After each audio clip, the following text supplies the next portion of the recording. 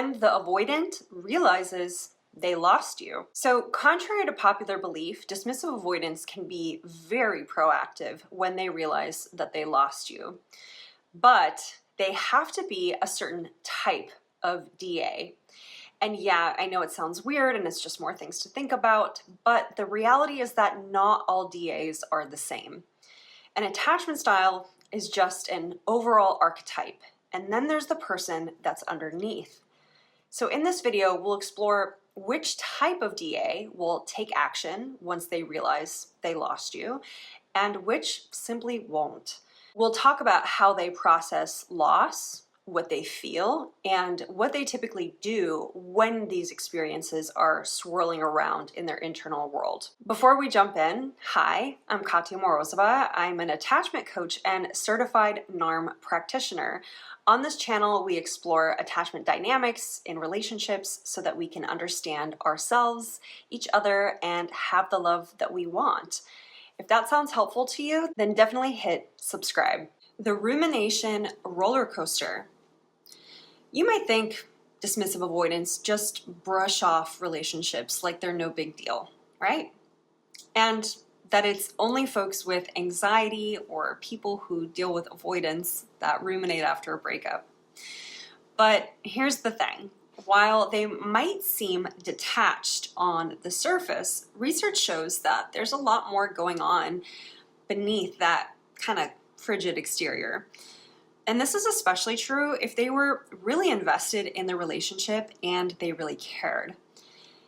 So as we've talked about before in other videos, dismissive avoidants often suppress their emotions, especially when it comes to attachment.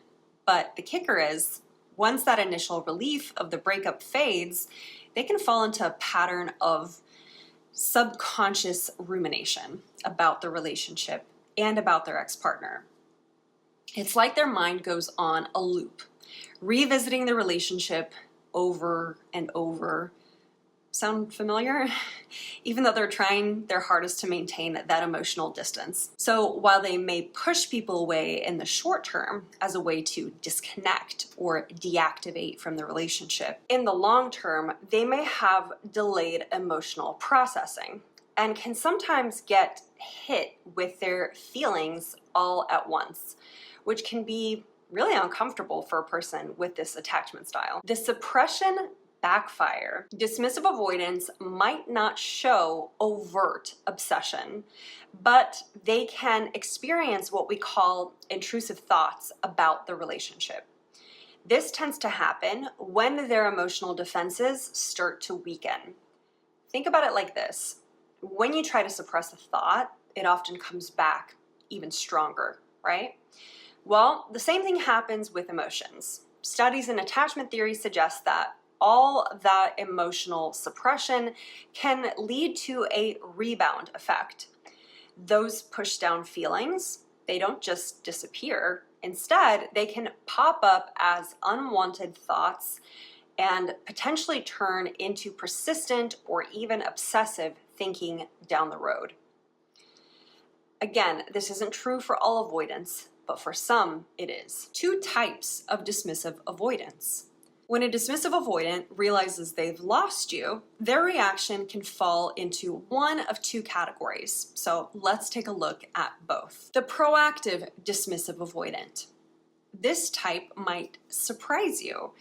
When they realize they've lost you, they might actually reach out, but in their own cautious way. They might initiate contact or suggest hanging out, but here's the catch.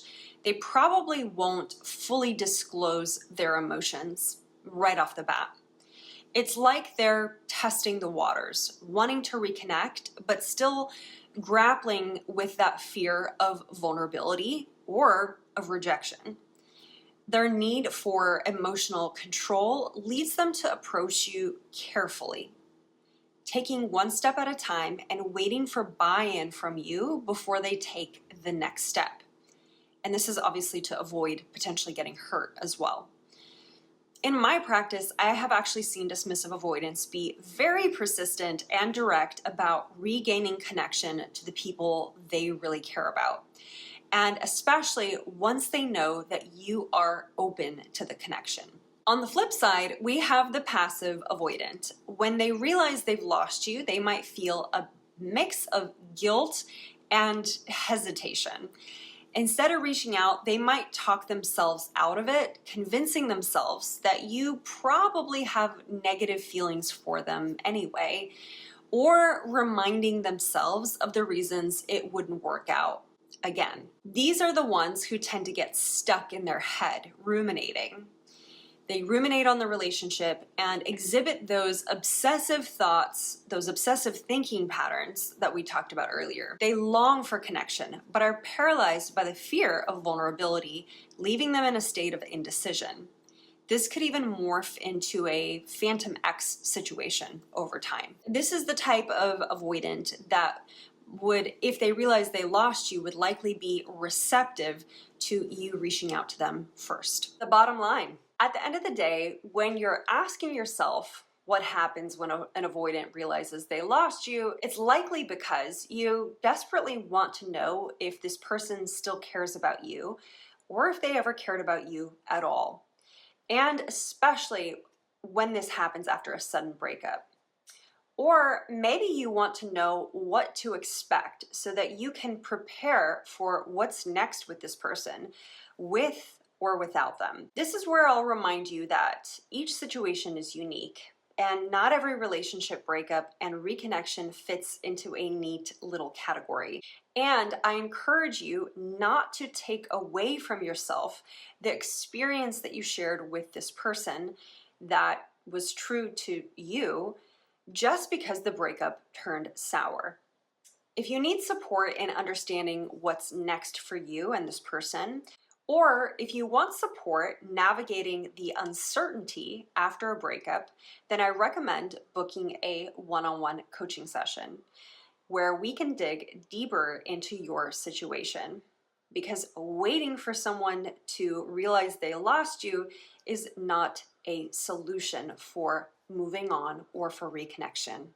You can do so by using the link below in the description or on my website at katyamorozova.me/single-session. If you found this video helpful, go ahead and boop that like button, and don't forget to subscribe for more content on attachment styles and relationships.